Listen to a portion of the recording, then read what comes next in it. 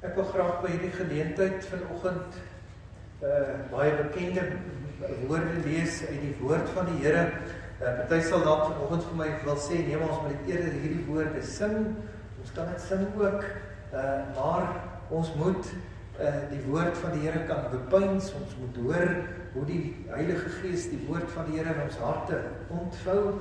Filippense 4 vers 4 tot en met vers 9 en ek gaan ook lees vers 11 tot en met vers 13. Ons teksvers gaan vers 4 wees. Die bladsy nommer in die Bybel wat ek hier van die kansel af gebruik, bladsy 1504 in die Nuwe Testament, met die oog ook op elkeen van ons wat vanoggend hierdie woord van die Here hoor, maar veral my jong vriende wat verlede Sondag belydenis van geloof afgelê het en vanoggend vir die eerste keer nagmaal gaan gebruik in hulle lewens. Die tema is verbly julle in die Here, maar voordat ons hierdie gedeeltes lees in die woord van die Here, kom ons bid eers saam. Almagtige Hemelvader, U is werklik waar ewig en onbegryplik, Here.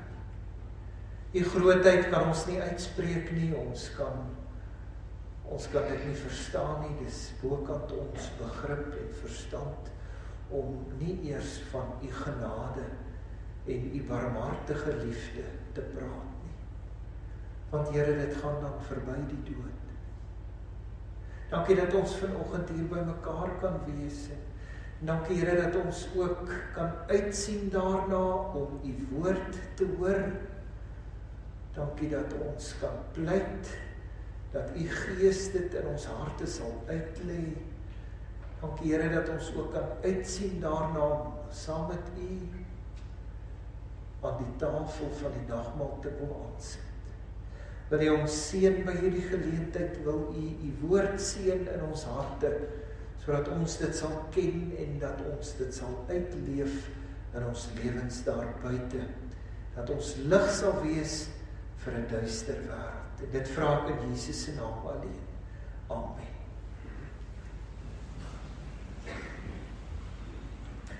Paulus skryf onder inspirasie van die Heilige Gees, Filippense 4, ek lees vanaf vers 4, hy sê, verbly julle altyd in die Here. Ek herhaal, verbly julle. Laat julle vriendelikheid aan alle mense bekend word. Die Here is naby. Wees oor niks besorg nie, maar laat julle begeertes in alles deur gebed en smeking met danksegging bekend word by God. En die vrede van God, wat alle verstand te bowe gaan, sal julle harte en julle sinne bewaar in Christus Jesus. Verder, broeders, ons kan natuurlik ook sê susters, verder, alles wat waar is, alles wat eerbaar is, alles wat regverdig is, alles wat rein is, alles wat lieflik is, alles wat loflik is, watter deeg en watter lof daar ook mag wees, bedink dit. En wat julle geleer en ontvang en gehoor en in my gesien het, doen dit, en die God van vrede sal met julle wees. Dan gaan ek verder lees van vers 11 tot met vers 13. Nie dat ek dit uit gebrek sê nie, want ek het geleer om vergenoeg te wees met die omstandighede waarin ek is. Ek weet om verneder te word, ek weet ook om oorvloed te hê. In elke opsig en in alle dinge is ek onderrig om versadig te word, sowel as om honger te ly, om oorvloed te hê, sowel as om gebrek te ly. En dan nog baie bekende woorde, vers 13, ek is tot alles in staat deur Christus wat my krag gee. Ek gaan weer vers 4 lees, verbly julle in die Here, verbly julle altyd in die Here, ek herhaal, verbly julle. En dan vanoggend die wonderlike woord van die Here, En soos wat ek gebid het ook, mag dit geseënd wees in elkeen van ons harte.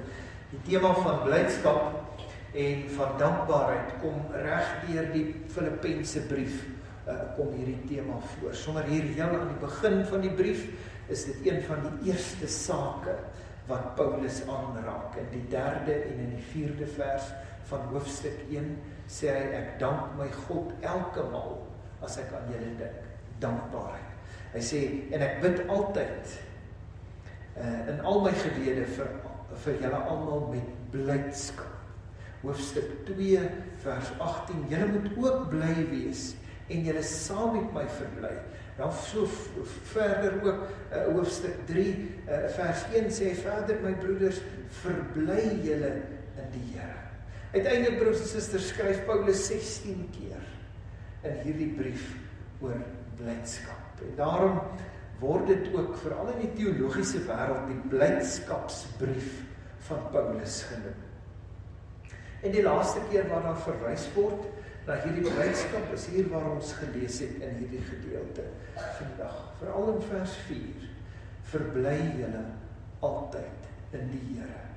Ek herhaal, verbly julle. En dit klink in die eerste hoor daarvan veral iemand wat daar dalk in moeilike omstandighede is, iemand wat swaar kry, iemand wat hartseer is, iemand wat treur, klink dit asof dit 'n onregverdige opmerking sou wees. Verbly julle altyd in die Here. So asof 'n mens in daardie swaar kry omstandighede sou wou uitroep om te sê, Here, hoe moet ek nog bly wees as dit so gaan met my? Maar in die konteks is dit eintlik heel verstaanbaar as ek dit vanoggend so kan doen. Die laaste keer wat Paulus hierna verwys, brei hy ook daaroor uit. Nie net wat hy daarmee bedoel nie. Ek bedoel eintlik om te sê wat die uitvloeisel van dankbaarheid en blydskap is. Paulus, broers en susters, het ons gelees, kan met reg hierdie uitspraak maak. Want hy was blymoedig ten midde van die swaar kry omstandighede in sy lewe. Sonder andere waaroor hy skryf, en dis een van die redes waarom ons ook vers 11, 12 en 13 gelees het, waaroor hy skryf van hierdie moeilike omstandighede wat al in sy lewe was. En nog meer as dit, toe Paulus hierdie brief geskryf het aan die gemeente in Filippi,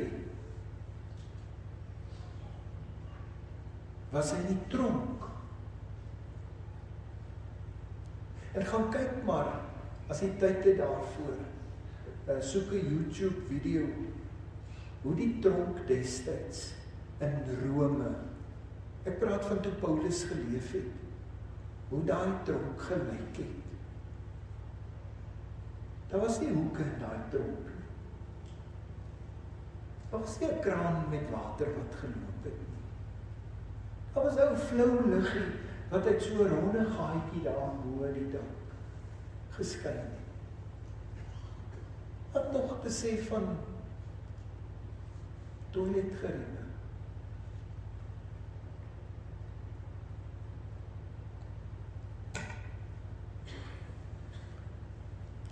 Midde in hierdie omstandighede skryf Paulus vir die gemeente in Filippi, verbly julle, wees bly. Die enkele redes wat hom blydskap gee, is dat hy weet God is soewerein in beheer. Ongeag waar hy is, ongeag wat met hom gebeur, hy weet God is soewerein in beheer.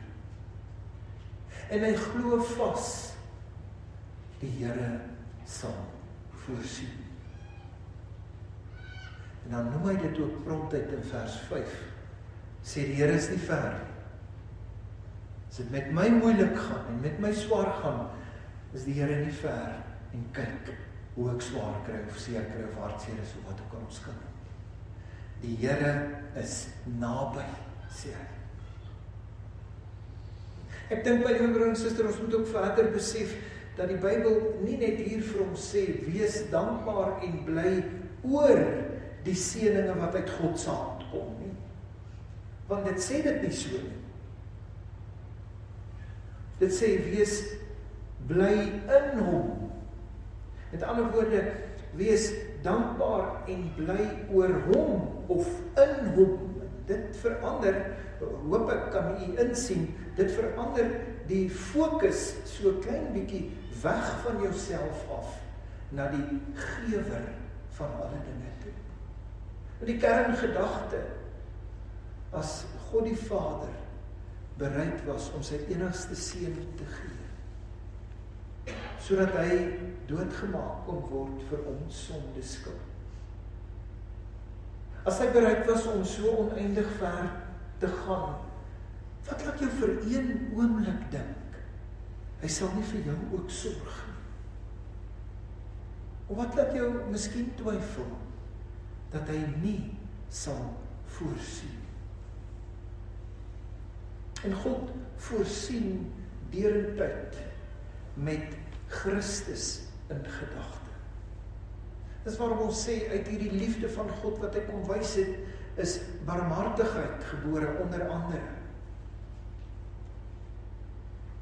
Dit wat Christus vir ons gedoen het, ons hemelse Vader voorsien ter wille van Christus. Ons hemelse Vader voorsien, omdat hy vir Jesus raak sien, omdat hy weet en gesien het wat Jesus vir ons gedoen het, hoe hy vir ons ingestaan het. Ek sien baie mense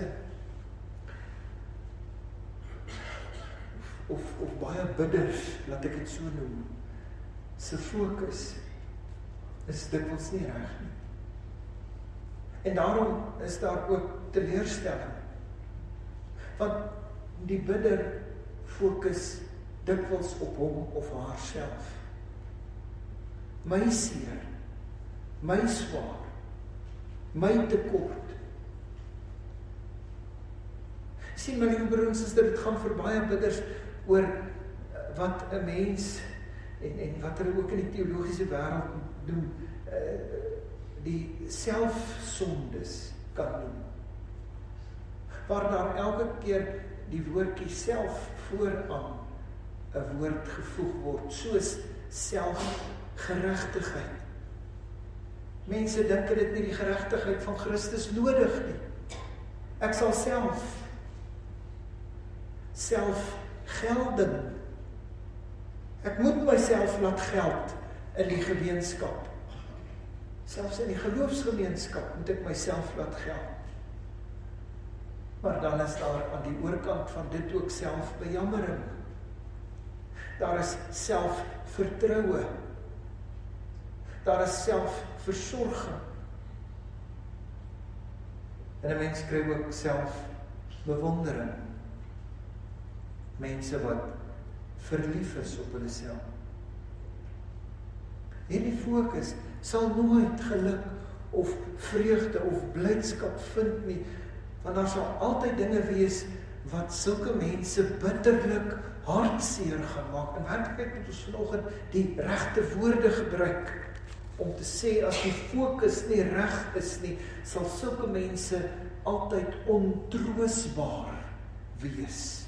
Want dit is wat vers 7 ook sê, en die vrede van God, wat alle verstand te bowe gaan, sal julle harte en julle sinne bewaar in Christus Jesus. As jou fokus reg is, dan bid jy oor jou seer, my swaar, my tekort, jy bid daaroor, maar jy het ook vrede met God se wil daaroor. Het jy al hierdie soort vrede ervaar in u lewe, iewers tydens 'n krisis miskien, of met die dood van 'n geliefde, vrede van God wat ons nie verstaan nie, maar dit is net daar. Dit gaan alles oor Christus. Psalm 40 verwoord dit baie goed as dit sê, hy het my uit die kuil van vernietiging, uit die modderige sluik opgetrek. En hy het my voete op 'n rots gestel. Hy het my gange vasgemaak. Hy het 'n nuwe lied in my mond gegee, 'n lofsang tot eer van ons God. Maar kom ons kyk nog na hierdie uitvloeisels waarvan ek gepraat het, van blydskap in hierdie gedeelte wat ons gelees het. En dit sal nie vir enige een, dink ek, van ons moeilik wees om te assosieer daarmee nie. Want ek dink die meeste van ons het dit al ervaar in ons lewens. Dink byvoorbeeld aan 'n groot geskenk wat jy gekry het en waaroor jy baie bly was. Wat was die uitvloeisel van daardie dankbaarheid en blydskap? Die eerste een is in vers 5 wat ons gelees het. Laat julle vriendelikheid aan alle mense bekend word. Die Here is naby. Het jy al gesien hoe loop party mense rond? Die hele tyd. Dit lyk of hulle glad nie eers kan glimlag. En is dit nie die duidelikste manier hoe mens vriendelikheid in iemand anders kan raak sien nie? Maar hierdie woord vriendelikheid wat hier gebruik word, broers en susters, gaan nog dieper. Want die woord wat vir vriendelikheid in die oorspronklike teks gebruik word, beteken nie net om vriendelik te wees nie. Dit sê ook iets van sagmoedigheid. Dit sê iets van omgee, van onbaatsigtigheid. Dit sê iets van tegemoetkomendheid. 'n goeie sinoniem in Afrikaans vir hierdie Griekse woord is welwillendheid. Laat julle welwillendheid aan alle mense bekend word. Dis 'n uitvloeisel van dankbaarheid en van blydskap. Anders gestel, kan ek dalk sê, omdat ons dankbaar en bly is oor Christus, sal ons vriendelik wees en welwillendheid aan ander bewys. Welwillendheid, sal jy weet en sal jy verstaan, is dan ook die teenoorgestelde van 'n selfsugtige of 'n eiesinnige lewe. Die fokus is weg van jouself af en gerig op Christus. 'n tweede uitvloeisel van dankbaarheid en blydskap kry ons in vers 6 wat ons gelees het. Wees oor niks besorg nie. Dis 'n moeilike woord vir baie Christene, om oor niks besorg te wees nie. Nee, kom ek stel dit anders. Dis 'n moeilike woord vir ons, om oor niks besorg te wees nie. Laat julle begeertes in alles deur gebed en smeking met danksegging bekend word by God. Soos ek vroeër gesê het, jy kan bid oor my ellende, jy kan bid oor my hartseer, my tekorte, my seer, my hartseer, solank die fokus op Christus is, of die fokus op God die Vader is. Dit loop hand aan hand met die vorige, want jou fokus in jou gebede moet ook weg van jouself wees en op God gerig wees. Veral op die koninkryk van God gerig wees. Danksegging, broers en susters, is een van die belangrikste elemente van gebed. Waarin dit nie oor jou gaan of wat die Here vir jou gedoen het nie. Wat die Here vir jou gegee het nie. Maar dit gaan daaroor om hom te vereer tot verheerliking van sy koninkryk. 'n fyn grens sal met my saamstem. As die gesindheid in hierdie opsig reg is hier ook belofte by. Want is twee gedagtes wat aan mekaar verbind is, vers 6 en vers 7. Wees oor niks besorg nie, maar laat julle begeertes en alles deur gebed en smeking met danksegging bekend word by God. En dan vers 7, en die vrede van God, wat alle verstand te bowe gaan, sal julle harte en julle sinne bewaar in Christus Jesus. Wanneer die woord van die Here sê, wees oor niks besorg nie, dan neem dit nie die verantwoordelikheid van die kind van God die Vader weg nie. Ek wil amper vanoggend sê, daar is sake waarmee daar soveel erns gemaak moet word, dat dit net diskant bekommernis sal onttrek. Maar daarvoor gee God vrede. Wanneer ons verantwoordelik vra en pleit, gee God vrede om te weet, hy sal voorsien, hy sal uitkoms gee, hy sal red. Volgende uitvloeisel wat ek wil uitlig, is dat hierdie dankbaarheid en blydskap jou denke verander. Vers 8 het gesê, verder broeders, ons kan ook sê susters, soos wat ek van tevore of vroeër genoem het, alles wat waar is, alles wat eerbaar is, alles wat regverdig is, alles wat rein is, alles wat lieflik is, alles wat loflik is, watter deeg daar ook al van lof mag wees, bedink dit. Hoekom sê die Bybel ons moet dink? Ons het al vir ons kinders ook miskien gesê, wel ek het al vir my kinders, dink wat jy doen. En dis min of meer dieselfde hier, dis net nie in daardie trant van dink wat jy doen nie.